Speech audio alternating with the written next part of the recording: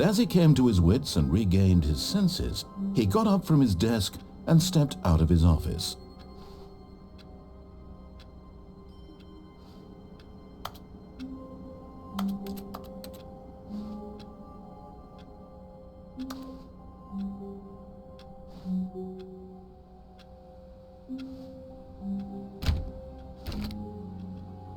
All of his co-workers were gone. What could it mean? Stanley decided to go to the meeting room. Perhaps he had simply missed a memo. No matter how hard Stanley looked, he couldn't find a trace of his co-workers.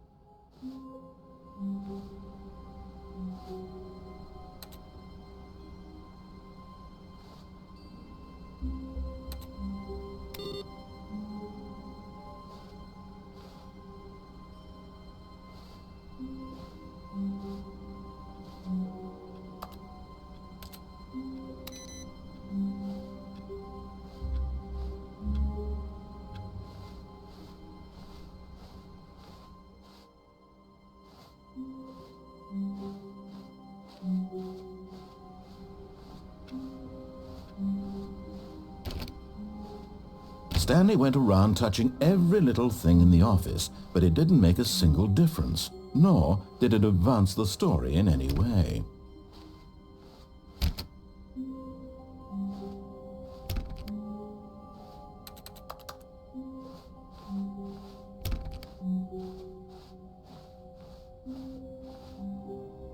When Stanley came to a set of 2 open doors, he entered the door on his left.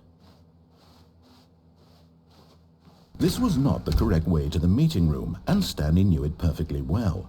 Perhaps he wanted to stop by the employee lounge first, just to admire it.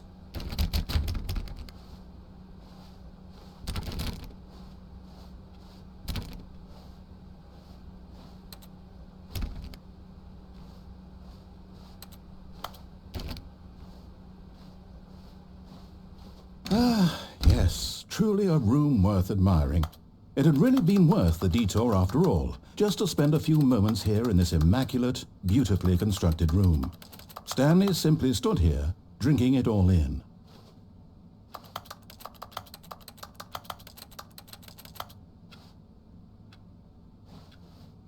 Yes, really worth it being here in the room.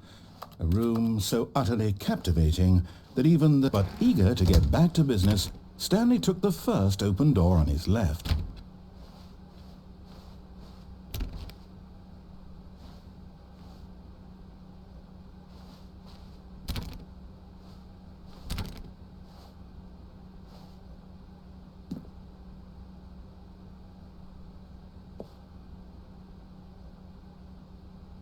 Stanley was so bad at following directions, it's incredible he wasn't fired years ago.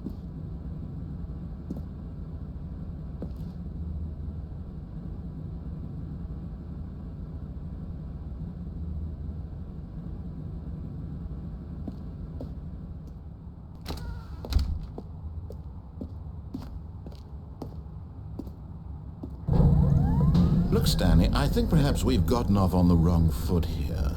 I'm not your enemy, really, I'm not. I realize that investing your trust in someone else can be difficult, but the fact is that the story has been about nothing but you all this time. There's someone you've been neglecting, Stanley. Someone you've forgotten about. Please, stop trying to make every decision by yourself. Now, I'm not asking for me, I'm asking for her. This is it, Stanley. Your chance to redeem yourself. To put your work aside, to let her back into your life. She's been waiting.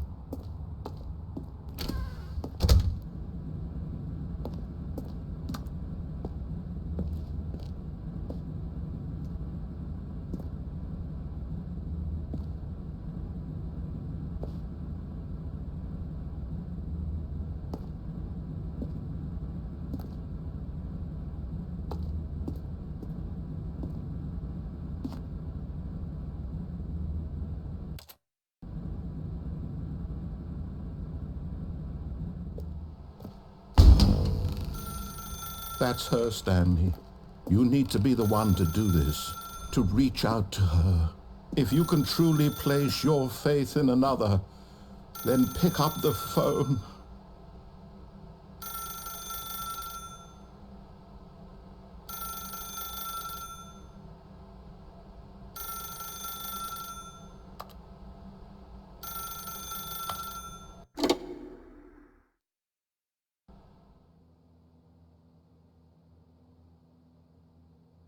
Oh, Stanley, is that you?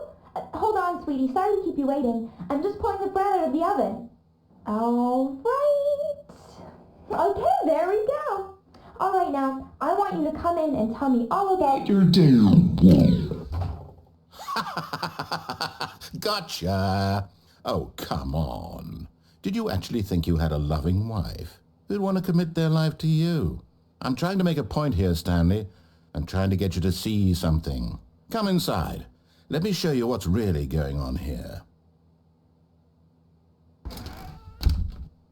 This is a very sad story about the death of a man named Stanley.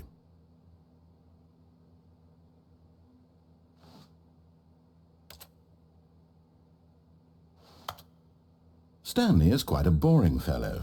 He has a job that demands nothing of him, and every button that he pushes is a reminder of the inconsequential nature of his existence.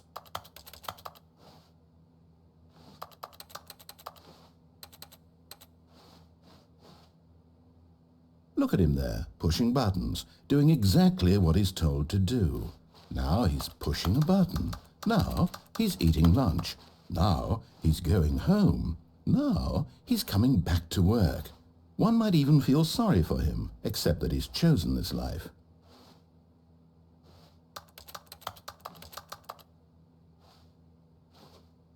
But in his mind, he can go on fantastic adventures.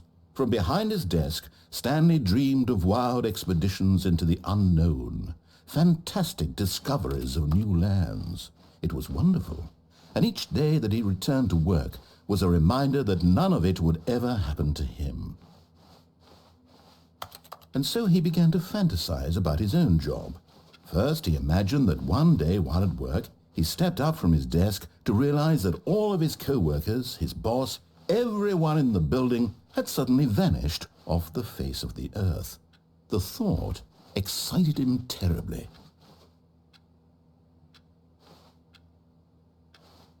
So he went further. He imagined that he came to 2 open doors and that he could go through either. At last, choice. It barely even mattered what lay behind each door. The mere thought that his decisions would mean something was almost too wonderful to behold.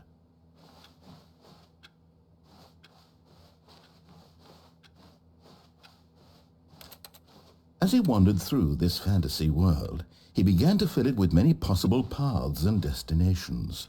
Down one path lay an enormous round room with monitors and mind controls. And down another was a yellow line that weaved in many directions. And down another was a game with a baby. And he called it the Stanley Parable. It was such a wonderful fantasy, and so in his head he relived it again, and then again, and again, over and over, wishing beyond hope that it would never end, that he might always feel this free. Surely there's an answer down some new path, mustn't there be? Perhaps if he played just one more time.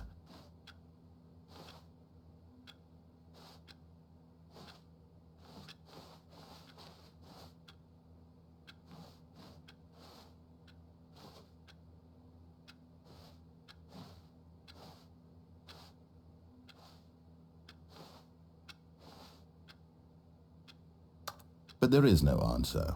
How could there possibly be?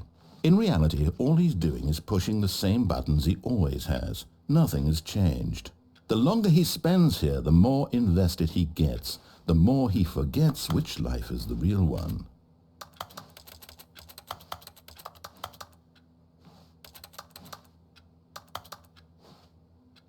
And I'm trying to tell him this, that in this world he can never be anything but an observer, that as long as he remains here, he's slowly killing himself.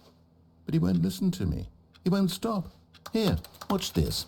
Stanley, the next time the screen asks you to push a button, do not do it. You see? Can he just not hear me? How can I tell him in a way that he'll understand that every second he remains here, he's electing to kill himself? How can I get him to see what I see? How can I make him look at himself? I suppose I can't, not in the way I want him to.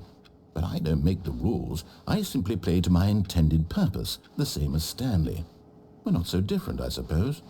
I'll try once more to convey all this to him. I'm compelled to. I must.